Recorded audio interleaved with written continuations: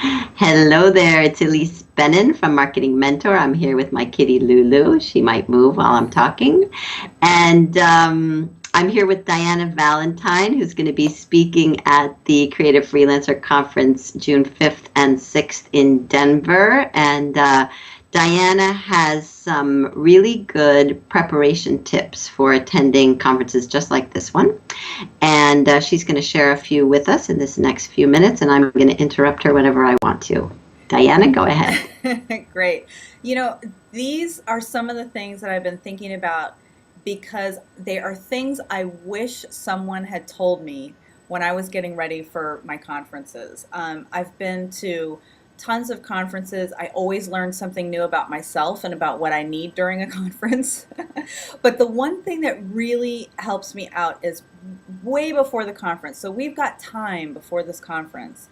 Way before the conference, start thinking about what you really need for your own care and feeding, like extra batteries, extra business cards. Definitely bring way more business cards than you think you're going to need. Absolutely.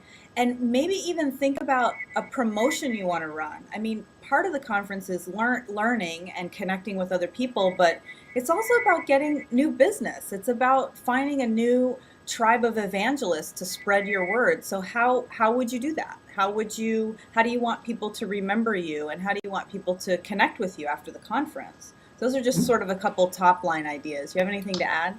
I would just emphasize the business card thing because I do find that people somehow forget their business card when they're attending a networking event, or bring 3 down from the hotel room instead of all of them. So definitely. Yeah. Plan to wear pockets, things with pockets.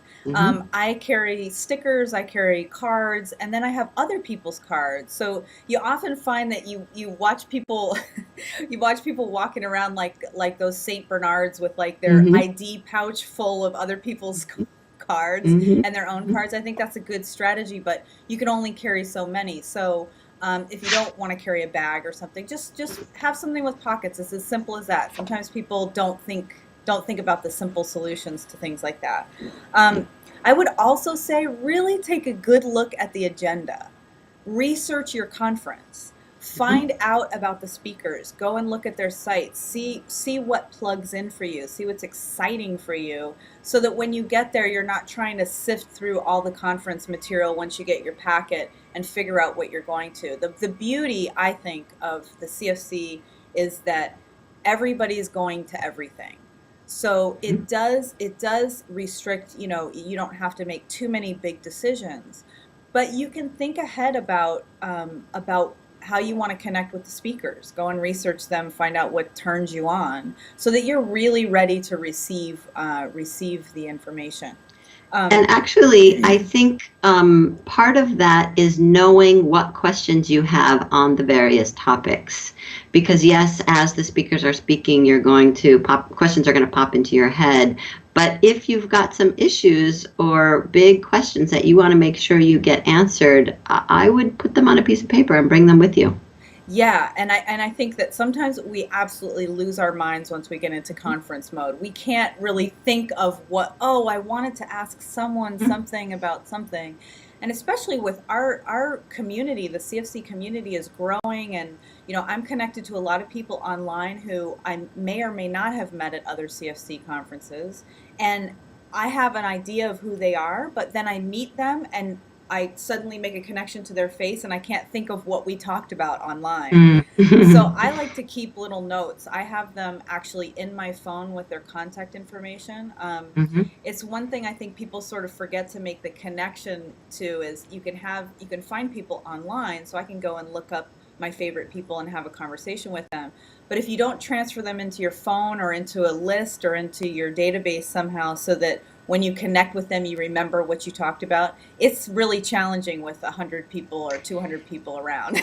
But I also think if you forget what you talked about, it's fine. And you just say, I'm so sorry, Alzheimer's moment, or, whatever, refresh my memory, that there's nothing wrong with making those mistakes or forgetting, there's so many people that we connect with virtually that I really think it doesn't make a very strong impression a lot. So the in-person, the one-on-one really has a much stronger impact. Yeah, and I think we should just all give ourselves permission and we should have it straight from the top. Elise can back me up on this.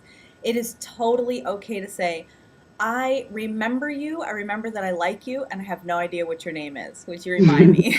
It shows that Absolutely. you actually want to know. So that's fair. And that you're real. Let's do Yeah. one more, Diana. Okay, great. So I would say that, let's see, of my list, um, I would say that one of the things people don't think very much about is their own care and feeding during conferences and their own ability to move around the town or the space. So if you're not staying in the conference hotel, think ahead about what you're going to need if you were going to be gone all day long.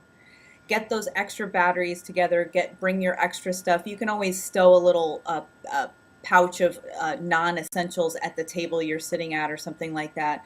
Um, definitely think about snacks, little snacks, something that makes you not panic in the middle of an hour-long talk because you're so hungry and there's nothing around you and you don't want to take the 20 minutes to go to the snack bar. So little things like that go a long way at a conference. And I will just add one thing to that, which is coffee roasted almonds. I Ooh, la discovered la. actually when I was speaking at Sage College recently, the woman who brought me up there gave me these coffee roasted almonds, Sound and delicious. they're the answer. Like it's protein, but they taste good, but they're low calorie, and so they have them on Amazon. I highly recommend them. Great, I love it. Okay, so thank you so much, Diana, and we really look forward to seeing you in Denver, June 5th and 6th. If you haven't signed up already, you can go to creativefreelancerconference.com. And Diana, why don't you give your URL also? And if you want to find out more about me, I'm on dianavalentine.com. You can see the spelling down at the bottom of the screen. It's Dyana, Valentine, just like Valentine's Day. Beautiful. Thanks so much. We'll see you soon. Thank you. Bye. See you in Denver. Bye.